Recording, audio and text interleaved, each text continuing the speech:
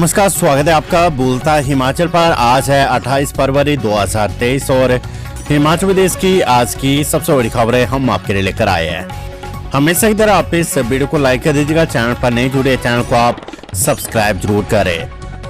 आप कहां से और कहां से ये वीडियो देख रहे हैं वो आप हमें कमेंट बॉक्स में कमेंट करके जरूर बताएगा और इस वीडियो को लाइक और अपने दोस्तों को शेयर जरूर करें। पेश है आज की सबसे बड़ी खबरें।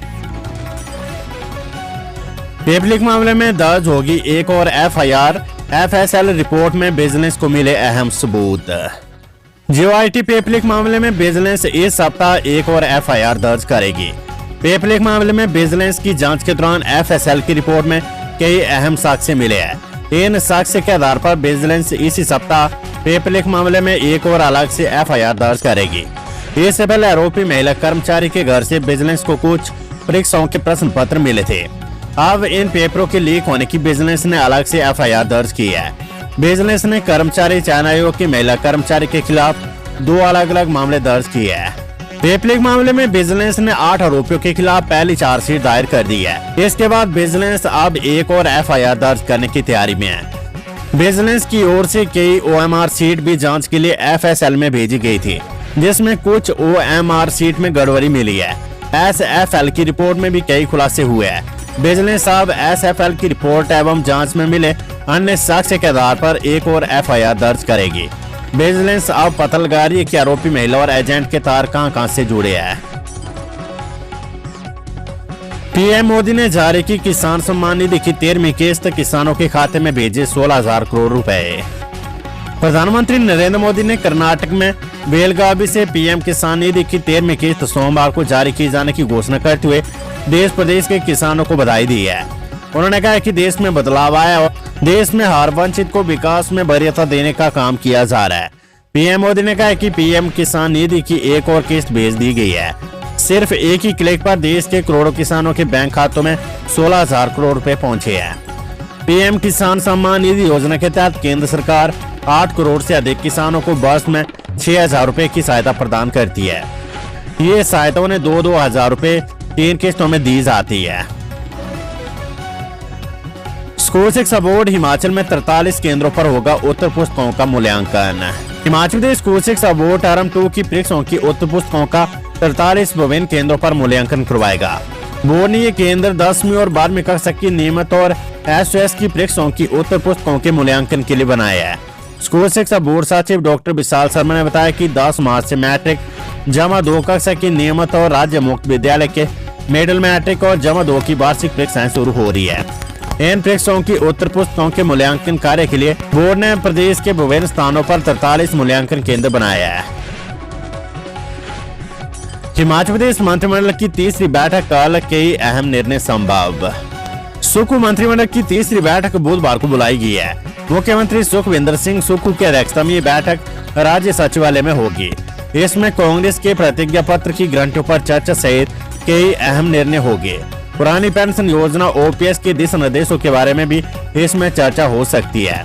इसके अलावा महिलाओं को 1,500 रुपए मासिक देने और 1 लाख युवाओं को 1 साल में रोजगार देने के मामले में भी निर्णय हो सकते हैं। आगामी बजट सत्र में पेश होने वाले विधेयक के ड्राफ्ट पर भी चर्चा हो सकती है।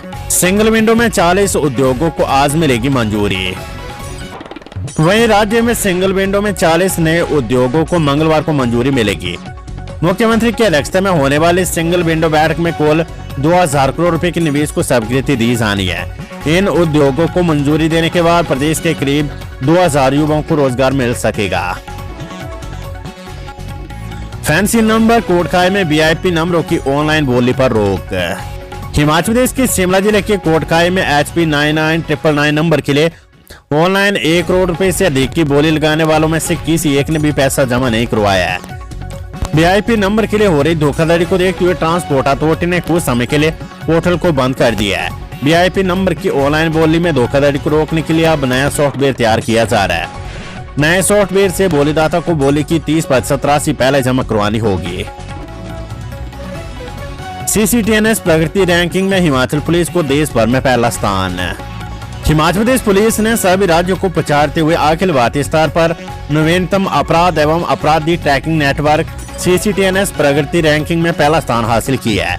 ये रैंकिंग जनवरी 2023 के लिए जारी की गई है। हिमाचल पुलिस ने अखिल भारतीय CCTNS रैंकिंग में अब तक हाबिर कई राज्यों से आगे बढ़कर प्रदर्शन कर ये मुकाम हासिल किया है। आरटीआई जन सूचना अधिकारी को 5,000 रुपए जुर्माना, सूचना आयोग सख्त। राज्य सूचना आयोग ने सूचना के अधिकार में सूचना देने में देरी करने पर कड़ा रुख अपनाया है। आयोग के आयुक्त RD दीवान ने ज्वालामुखी उपमंडल के जन सूचना अधिकारी पर 5,000 रुपए का जुर्माना लगाया है। मदन लाल की अपील को स्वीकार करते हुए आयोग ने यह आदेश पारित किया है। आयोग ने पाया कि जन सूचना अधिकारी ने अपीलकर्ता को वंचित सूचना 100 दिनों के बाद दी है।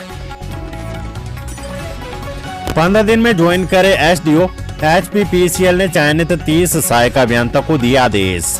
हिमाचल प्रदेश पावर कॉर्पोरेशन ने पब्लिक सर्विस कमीशन के माध्यम से चयनित सभी 30 सहायक अभियंताओं को नियुक्ति पत्र जारी कर दिए है। इनमें से 24 सहायक अभियंता सिविल और 6 सहायक अभियंता मैकेनिकल ट्रेड से है। सभी चयनित अभ्यर्थियों को 15 दिन में अपने नियुक्ति स्थान पर ज्वाइनिंग करने को कहा गया है। इन सभी की नियुक्ति निगम के माध्यम से क्रियान्वित की जा रही विभिन्न प्रयोजनों में की गई है। बिजली बोर्ड के कष्ट दूर करेगा हिमाचल सरकार का लोन।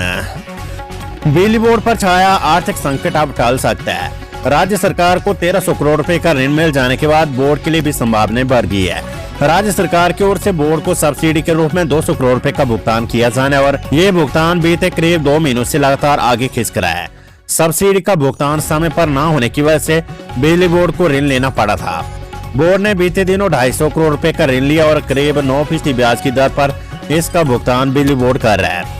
इस ऋण से बोर्ड ने जनवरी और फरवरी महीने में कर्मचारियों को वेतन और पेंशन का भुगतान किया है। गौरतलब है कि प्रदेश भर में बिजली बोर्ड के करीब 16,000 कर्मचारी जबकि पेंशनरों की संख्या 29,000 है। हिमाचल में पानी पर सेस वसूलने को बनेगा कमीशन, अभी सचिव हो गया अध्यक्ष। हिमाचल में पानी बिजली परियोजनाओं से वाटर सेस वसूलने के लिए कमीशन बनेगा। नए कमीशन में जब तक अध्यक्ष की तैनाती नहीं होती तब तक जल शक्ति विभाग के सचिव ही अध्यक्ष का अतिरिक्त कार्यभार संभालेंगे। राज्य के नए कमीशन में विभागों के 2 अधिकारी सदस्य के रूप में शामिल होंगे। सरकार ने पहले ही बिजली उत्पादन प्रोजेक्टों से वाटर सेस वसूलना है।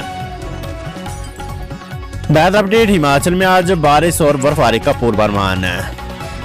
हिमाचल प्रदेश में मंगलवार को मौसम विभाग ने बारिश और बर्फबारी का अनुमान लगाया है। वहीं 1 मार्च को प्रदेश के कई जिलों में बारिश, बर्फबारी व ओलावृष्टि को लेकर येलो अलर्ट जारी किया गया है। मौसम विभाग ने हालांकि सोमवार को भी बारिश और बर्फबारी की संभावना जताई थी, लेकिन सोमवार को मौसम विभाग का पूर्वानुमान खाली गया है। 100 से अधिक डिग्रियों के फर्जी होने के दिए थे साक्ष्य से उत्तर प्रदेश, बिहार, दिल्ली में डिग्रियां बेचने के आरोप। शिमला के APG विश्वविद्यालय में फर्जी डिग्री मामले में 100 से अधिक डिग्रियों के फर्जी होने की साक्ष्य दिए गए थे। प्रदेश की क्राइम इन्वेस्टिगेशन डिपार्टमेंट CID ने इस केस की जांच प्राथमिकता के आधार पर नहीं की। विश्वविद्यालय प्रबंधन ने रिकॉर्ड जलाए जाने की बात भी कही थी, पर एक विभाग के तत्कालीन अध्यक्ष ने मूल रिकॉर्ड को अपने पास सुरक्षित रखा था। न्याय पाने के लिए एक छात्र ने तो कोर्ट में भी बकायदा जनहित याचिका दायर की थी। सूत्रों के अनुसार जो साक्ष्य HOD और छात्र ने सौंपे थे उनके अनुसार फर्जी डिग्रियां उत्तर प्रदेश, बिहार और दिल्ली में बांटी गई है। उधर CID की नई प्रमुख ADGP सतवंत अटवाल ने सभी लंबित मामलों की जांच में तेजी लाने के निर्देश दिए हैं। प्रदेश की 1 दर्जन और मंडियों में किसान कर पाएंगे फसलों की ऑनलाइन बिक्री। हिमाचल की 1 दर्जन मंडियों में किसान ऑनलाइन फसलों की बिक्री कर पाएंगे। पहले चरण में प्रदेश की 19 फल और सब्जी मंडियों को ही पहले ई-नाम मंडियों में बदला जा चुका है। अब राज्य के कुल्लू, शिमला, सोलन, हमीरपुर, बिलासपुर, सिरमौर, कांगड़ा और ऊना की ये मंडियां ई-नाम पोर्टल से जुड़ेगी। वर्तमान में प्रदेश की 26 फल और सब्जी मंडियों में ई-नाम सुविधा उपलब्ध है और इनमें बागवान और किसान ऑनलाइन फसलों को बेच सकते हैं। स्कूलों में भाषा और शास्त्रीय अध्यापकों के 920 पद खाली, सबसे ज्यादा मंडी और कांगड़ा में पोस्ट वैकेंट। प्रदेश सरकार ने सत्ता में आती दावा किया था कि प्रदेश के स्कूलों में खाली चल रहे 8,000 पदों पर शिक्षकों की भर्तियां की जाएगी। लंबे समय से स्कूलों में ये पद खाली चल रहे हैं।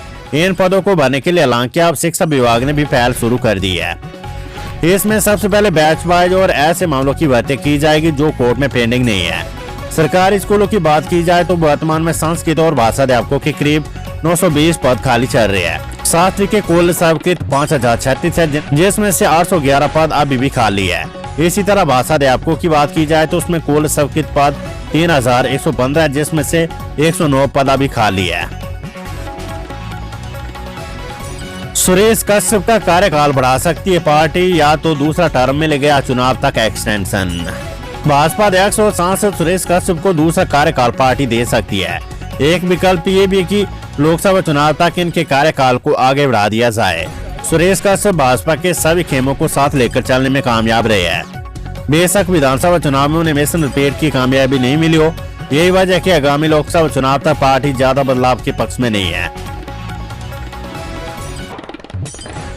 केंद्रीय मंत्री भूपेंद्र यादव से मिले सीएम सुख को वन संबंधित मामलों को जल्द मंजूरी देने का किया आग्रह। मुख्यमंत्री सुखविंदर सिंह सुक्खू ने सोमवार को नई दिल्ली में केंद्रीय वन, पर्यावरण एवं जलवायु परिवर्तन मंत्री भूपेंद्र यादव के साथ हिमाचल प्रदेश की विभिन्न वन परियोजनाओं एवं लंबित स्वीकृतियों के विषय में विस्तृत चर्चा की है। सीएम सुक्खू ने केंद्रीय मंत्री से प्रदेश में हेलीपोर्ट निर्माण, राज्य को वर्ष 2025 तक हरित राज्य बनाने की दिशा में आवश्यक ग्रीन कॉरिडोर के निर्माण तथा विद्यालयों के भवन निर्माण सहित सरकार की प्रमुख योजनाओं के लिए आवश्यक वन स्वीकृतियों में तेजी लाने का आग्रह किया है। कांग्रेस अध्यक्ष प्रतिभा सिंह बोली, दल बदल सहित पुलिस चुनाव सुधार के लिए बनाए जाएंगे कड़े कानून। हिमाचल प्रदेश कांग्रेस अध्यक्ष सांसद प्रतिभा सिंह ने कहा है कि दल बदल, पुलिस सुधार और चुनाव सुधार के लिए हिमाचल में कड़े कानून बनाए जाएंगे।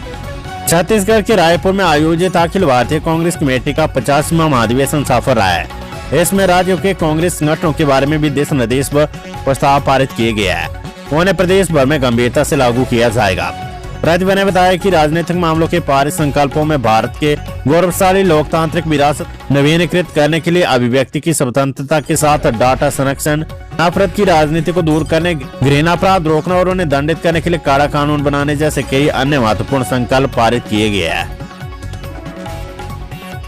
अनुराग ठाकुर ने आप पर साधा निशाना, बोले केजरीवाल के संरक्षण में दिल्ली से पंजाब तक मची है लूट। केंद्रीय मंत्री अनुराग ठाकुर ने आम आदमी पार्टी पर निशाना साधते हुए कहा है कि केजरीवाल के संरक्षण में दिल्ली से लेकर पंजाब तक अलग अलग विभागों में लूट हुई है। आम आदमी पार्टी की सरकार ने मंत्रियों को लूट की खुली छूट दे रखी थी।